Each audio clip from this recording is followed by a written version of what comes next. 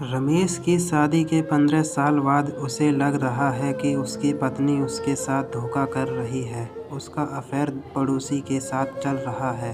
उसे समझ नहीं आ रहा है कि वो इन सब से कैसे बाहर निकले। उसका हर दिन तनाव में गुजर रहा है। रमेश बताती हैं कि मैं 45 साल का हूँ, वह 42 साल की है और हमारी शादी को 15 साल हो गए हैं। सब कुछ अच्छा चल रहा है। हमारे घर में पड़ोसी का अक्सर आना जाना रहता है। वो मेरे यहाँ छोटे मोटे काम भी कर देता है। वो भी शादीशुदा है और 2 बच्चे हैं। जब मैं घर से बाहर भी रहता हूँ तो वो आता जाता है। मैंने कभी उसे खतरे के रूप में नहीं देखा। कुछ दिन पहले मुझे वायरस हो गया था तो मैं ऑफिस नहीं गया, ऊपर बने कमरे में आराम कर रहा था। रमेश आगे बताते हैं कि जब मुझे थोड़ा आराम आया तो मैं नीचे टीवी देखने के लिए उतरा, लेकिन सोफे पर मैंने अपनी पत्नी और पड़ोसी को कंबल में देख लिया। मुझे देखते ही दोनों के तोते उड़ गए, हालांकि दोनों पूरे कपड़े में थे। रमेश आगे बताते हैं कि मुझे देखते ही पत्नी बोली कि कुछ भी गलत मत समझना। हम दोनों यहाँ बैठकर बात कर रहे थे,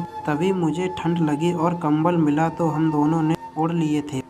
पता नहीं कब आंख लग गई। रमेश आगे बताते हैं कि उस वक्त मुझे समझ नहीं आया कि क्या कहूँ। मेरे पड़ोसी ने माफ़ी मांगी और चला गया। मुझे लगा कि यह लोग मुझे कल का पैदा हुआ बच्चा समझ रहे हैं। मुझे मेरी पत्नी बार बार समझाने की कोशिश कर रही है कि जैसा मैं सोच रहा हूँ वैसा नहीं है, उसने कुछ भी गलत नहीं किया है, लेकिन मेरा मन मानने को तैयार नहीं है। जब भी सोकर उठता हूँ तो लगता है कि मेरी पत्नी पड़ोसी की बाहों में है।